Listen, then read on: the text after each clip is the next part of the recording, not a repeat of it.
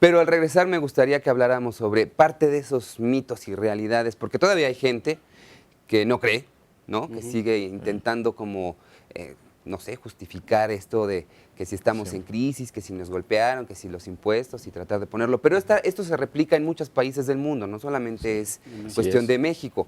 Entender esto sí es como quizá también autodefensa, al sentirse como vulnerables. ¿Qué tanto hay de cierto detrás y qué tanto no? Porque también ahí vienen las farmacéuticas con su parte de historia. Volvemos.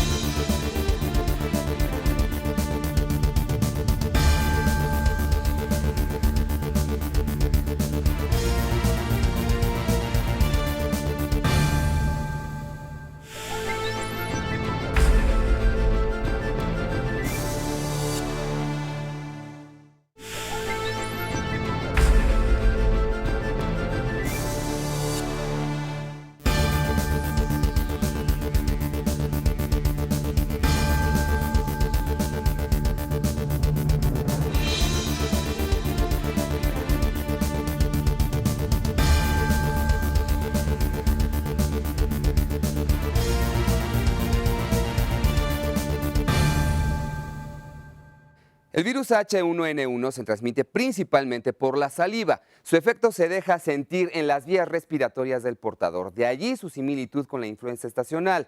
Pero en caso de que no sea atendido a tiempo, las complicaciones van desde dificultad para respirar, trastornos del estado de conciencia, deterioro agudo de la actividad cardíaca, neumonía y complicaciones graves en caso de enfermedades crónico-degenerativas como cáncer, diabetes y SIDA, si es que en este último no hay suministro de antivirales, incluso, por supuesto, hasta la muerte. De allí la importancia de encontrar una vacuna. Pero yo les pregunto a los invitados, a nuestros invitados del día de hoy, si esto de la vacuna, veníamos a hablar un poco de los conflictos que se han generado a nivel social, internacional, porque entendemos o no la pandemia, y a esto hay que agregarle los dichos, los dimes y diretes en torno a las farmacéuticas. Es un gran negocio. Al Sí, final claro. de cuentas, sí lo es, ¿no? No, claro, es Claro. un gran Porque son negocio. millones y millones y millones de vacunas que tienen que generarse, que fabricar, Ujú. pues para que podamos, Puedas. pues sí, contener el avance de la enfermedad entre la población. Pero eso pues despierta susceptibilidades en algunos sectores, no nada más de México, sino también de muchos países. Finalmente son 29 empresas grandes, muy grandes, las que tendrían la posibilidad pues de distribuir y de satisfacer la demanda, digámoslo así, De vacunas. de vacunas. Sí, no, bueno, por supuesto que es un negocio. Eh, yo creo que hay que revisar con detalle todo lo que es el mercado de la producción y distribución y consumo Ujú. de vacunas, particularmente vacuna contra la influenza. En efecto, el número de laboratorios, si lo vemos en una perspectiva, a lo mejor suenan muchos laboratorios, pero en realidad no son tantos laboratorios los que No. producen en el mundo este tipo de vacunas. Que la mayoría de ellas lo siguen produciendo con un método que fue desarrollado hace ya varias décadas y que no ha evolucionado. Y que tiene pues, una serie de limitaciones. El caso particular que nos ocupa de la vacuna contra el nuevo virus H1N1, hay que entender que literalmente es una nueva vacuna. Es decir, el sistema de producción es igual al de la vacuna estacional en términos generales, pero se trata de un virus nuevo, de una cepa nueva. Y en consecuencia, el rendimiento en la producción de la vacuna, es decir, la velocidad con la cual se pueden producir cierta cantidad de miles o de millones de dosis, la dosis que hay que aplicar, es decir, la cantidad de sustancia que hay que inyectar, el antígeno que hay que inyectar para producir el efecto deseado, pues tiene que ser sujeto a una serie de pruebas y demás. No obstante todo esto, me parece a mí que la situación que se está viviendo con el tema concreto de la vacuna para este nuevo virus, con una buena cantidad de los laboratorios productores en el mundo, creo que llama a una reflexión profunda. Poco antes de que se decretara esta pandemia, de que apareciera este nuevo virus, justo en la Organización Mundial de la Salud se había dado un debate internacional muy interesante. porque se estaba pensando en que la organización acumulara y viera la posibilidad de tener vacunas desarrolladas contra el virus de la gripe aviar para proteger a los seres humanos. Y un grupo de países, concretamente liderado por Indonesia, argumentaban que muchos países como ellos, por ejemplo, producían y entregaban a los laboratorios a través de la Organización Mundial de la Salud una gran cantidad de cepas de virus de influenza que se utilizaban para producir las vacunas, pero que estas vacunas se consumían principalmente en los países del primer mundo. Y estos, que son los países que aportan las cepas para la producción de la vacuna, no recibían ningún beneficio. Me parece que este es un debate que ahora, un poco más calmados y con más tranquilidad, debemos recuperar, porque efectivamente sí hay un tema de inequidad en ese sentido, en el que, bueno, México entregó la cepa de su vacuna, del virus que se encontró en México, lo entregó a la Organización Mundial de la Salud. Esto sirvió para el desarrollo de la vacuna y estrictamente lo que ha recibido México a cambio no es equitativo con el gesto de nuestro país de entregar este tipo de cepas. Me parece que aquí hay un debate de equidad internacional, de tal manera que todos estos laboratorios cuyas casas matrices y cuyos principales centros de manufactura están en los países desarrollados, pues resulta que son estos países los que se benefician con la mayor parte de la producción. Los países, no necesariamente el caso de México. México está en una situación muy especial porque tenemos acuerdos muy favorables con algunos de estos laboratorios. Pero pensando en los países en América Latina, en Asia o en África, que francamente quedan desplazados del acceso a este tipo de vacuna y son los países que más la necesitan. Claro. Ahora, en cuestión de la docencia, ustedes dos participan activamente en este sentido. Las escuelas como el Poli, en su caso la UNAM, Tecnológico de Monterrey, Campus Monterrey, creo que es la que va más avanzada en cuanto al desarrollo, dicen que ya en breve estarán probando su vacuna en seres humanos, porque en algún momento México tuvo su esplendor, su época dorada en la elaboración de vacunas. Logramos erradicar incluso algunas enfermedades que aquejaban a la población y produjo sus vacunas. Y en determinado momento como que hubo un pequeño ahí un trastabilleo quizá en cuanto a la política interna, no lo sé bien, pero finalmente soltamos la cuerda, porque esto yo no sé, no, simplemente es una especulación, pero quizá si hubiéramos tenido un poco más la plataforma desarrollada como la tuvimos, quizá en lugar de entregar la cepa, en estos momentos México estaría hablando de poder haber producido su propia vacuna o no. Sí, es posible.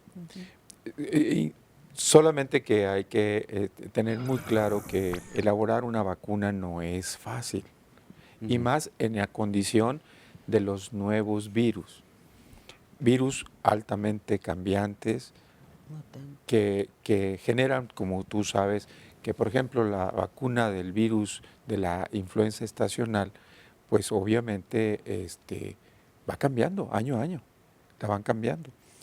Y esto hace complicado y difícil. Yo creo que hay que tener mucho cuidado en la información sobre si se está o no elaborando mi vacuna, la tuya, la otra, etcétera, porque tiene que llevar controles muy estrictos. Lo que podía haber sido un elemento que favoreciera la salud podía provocar un problema. Por eso debe de llevar una serie de pasos y debe de haber una infraestructura para ello que dé como resultado específicamente esta calidad en la producción y obviamente la seguridad que da el aplicar una vacuna de este tipo. Por lo tanto, yo pienso que va a hacerse partícipe de los sitios que tengan esta infraestructura, esta organización para poder crear esta vacuna, que si ahorita es complicada y difícil porque es nueva, pues tal vez dentro de 1 año, 2 años, bueno, pues sea una vacuna común, ¿verdad? Y que tendremos que estar peleando por crear otra tal vez, porque el virus puede cambiar. Ahora, pero los patrones, digamos, de la investigación, del tener la cepa, Leonila, son básicamente los mismos o cambian también dependiendo de la enfermedad, dependiendo del virus. Es que hay muchos cambios en todos los aspectos, porque no solamente es en el aspecto del laboratorio, en la forma que la va a llevar a cabo, sino también en la mutación de ese virus si no se hace en el tiempo adecuado. porque realmente es bastante la mutación que se lleva a cabo en el virus de la influenza. Y, por ejemplo, en la época, hace 40 años, hablábamos que le tocó a usted ir a recoger las cepas, me contaba a París y a Londres, me parece. Sí, en Londres, pero en realidad no fue tanto lo de la virus de la influenza. Sí. Yo fui por el virus de Sí, claro. sarampión y de Claro, poliomielitis. pero trajo la cepa y México la toma y la empieza a fabricar. Se O sea, hizo para trabajar. ¿cuánto tiempo pasó en ese tiempo? En ese tiempo no pasó mucho tiempo porque ya el laboratorio y todo estaba haciendo, ya estaba trabajando la producción de la vacuna. Lo que pasa es que las cepas eran unas cepas anteriores, con lo cual había estado trabajando un laboratorio particular en la producción de la vacuna de polio. Pero cuando ya esto pasó a la Secretaría de Salubridad, entonces inclusive tuvimos la fortuna de que viniera el doctor Sabin para dar el visto bueno a todo, tanto instalaciones, tanto las cepas como todo. Entonces, pues ya él en realidad ya no estuvo de acuerdo en que se siguiera haciendo esa vacuna con unas cepas que realmente él no podía asegurar que fueran las ideales. Entonces fue cuando yo tuve la fortuna de ir había que hacer en un lugar autorizado por la Organización Mundial de la Salud y por la Organización Panamericana. Entonces, por eso fue que tuve la fortuna de ir a trabajar allá y esas cepas ya vinieron a México después de obtenerlas y de hacer todos los pasos que se deben de hacer para tener una vacuna ideal. Y entonces fue cuando el doctor Sabin dijo, adelante. Claro. Ahora, si nos permiten hacer una breve pausa, también me gustaría justamente retomar este punto. Los pasos, los procedimientos, eso nos los platican después del corte. Gracias.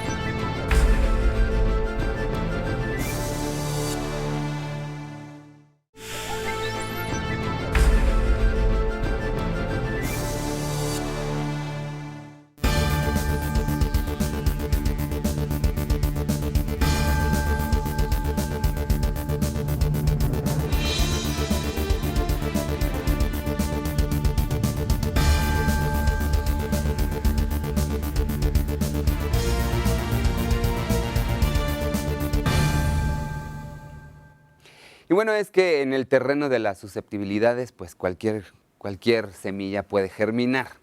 Y hablando de eso, justamente surgen las preguntas, ¿por qué México? ¿Por qué no otro país? ¿Será que somos tan descuidados, tan sucios? Porque finalmente la transmisión de esta epidemia o de este virus, bueno, pues tiene un principio de higiene. Si fuéramos un poco más limpios, ¿no? Un poco más organizados, quizá, pues finalmente no habría esa propagación, porque finalmente también las campañas para concientizar a la gente están basadas en un principio de higiene y de cuidado. No siempre. ¿No? Claro, pero digamos, no es un problema exclusivo o específico de México. Es decir, el virus está circulando en 180 países y territorios en todo el mundo. Es decir, por eso es una pandemia. Claro. Porque está circulando, porque la población es susceptible. Y porque sí, las medidas de higiene, de protección personal nos ayudan, pero bueno, en todos lados las personas se pueden descuidar. De hecho, Mario, creo que vale la pena señalar que si bien, como señalaba en la introducción, está el caso de lo que sucedió en la localidad de La Gloria, en Veracruz, es un brote que empezó en marzo y duró hasta abril en esa pequeña localidad, pero en realidad, es decir, el primer aislamiento de este virus se obtuvo de 2 casos que aparecieron a finales de marzo en 2 condados en el sur de California, en Estados Unidos, el condado de San Diego y el condado Imperial. Es decir, es muy difícil decir este virus nació aquí o nació allá o se originó en tal o cual lugar y de ahí salió a todo el mundo. Eso realmente es muy, muy, muy complicado. Y en esas alturas tampoco es tan importante saberlo. No. Lo importante es, el virus está presente, no podemos eliminar su transmisión, lo que podemos es mitigarlo y protegernos, sobre todo para que no aparezcan casos graves, para que ante los primeros síntomas acuda yo al médico, me dé el tratamiento adecuado, haga el diagnóstico apropiado, desde luego, me dé el tratamiento adecuado y de esa manera evitemos las complicaciones y desde luego los desenlaces fatales. Eso es finalmente en este momento lo más importante y desde luego las medidas de protección y de higiene personal. Claro. Sí, así es. Así es. Yo creo que lo más importante es exactamente el cuidado, la conciencia que la gente debe tener para acudir al médico a descartar o diagnosticar, confirmar la influenza. Esto es fundamental porque si logramos descuidar esa parte, se puede generar la inclusión de medicamentos a personas que no lo necesiten. Y primero, pues obviamente estaríamos utilizando un banco de medicamentos que puede ser necesario en otro momento. Y por otro lado, crearle una resistencia a este virus y posteriormente no lograr su exclusión porque precisamente abusamos de esta circunstancia. No. Parecería ser que los casos graves fueron casos de atención tardía. Quiero decir, como buenos, humanos, mexicanos, como tú quieras, y como todo La el mundo, ¿verdad? automedicación, el tomarlo a la Exacto, ligera, ¿no? lo primero que haces es una gripe y bueno, te acuestas, te tomas tus medicamentos base de antigripales y bueno, pero aquí el asunto es que la gente no creyó y obviamente no estaba al tanto de esta circunstancia y fue cuando empezaron a aparecer los casos graves. En donde se registraron e inmediatamente se actuó para poder descubrir que nos encontrábamos ante una situación diferente y grave, ¿no? Ahora los virus son pues, cambiantes. Sabemos que Cambiantes. puede Ujú. darse Sí, la sí. mutación, que pudiera no darse. En el caso del H1N1, bueno, deriva de una influenza, ¿no? Es un virus. Sí, es un Es un virus virus de de influenza. influenza. Esperamos que cambie en algún momento, puede ser. Y cambie para un lado o para otro. O sea, No se sabe. puede para qué. cambiar para que nosotros generemos una inmunidad mucho mejor de control o puede cambiar para mutar y hacerlo más virulento. Claro. ¿Sí? Pues, Ahora, en Europa hay un escandalazo, en España en particular, porque están sacando cifras comparativas. Entonces dicen, bueno, si el H1N1 lleva 4,000, 5,000 víctimas en todo el mundo, en estos 180 países donde ya se ha registrado su presencia, finalmente no son nada en comparación de las víctimas que dejan complicaciones por la influenza estacional, ¿no? U otras enfermedades mucho más extendidas que tienen muchos años con nosotros, como la misma diabetes, ¿no? Algunas crónico-degenerativas, que bueno, al principio no es un virus, pero finalmente son enfermedades que tienen un costo muy importante para los gobiernos y vuelve la susceptibilidad ahí. ¿Por qué combatir una enfermedad o un virus que no ha dejado, digamos, una escala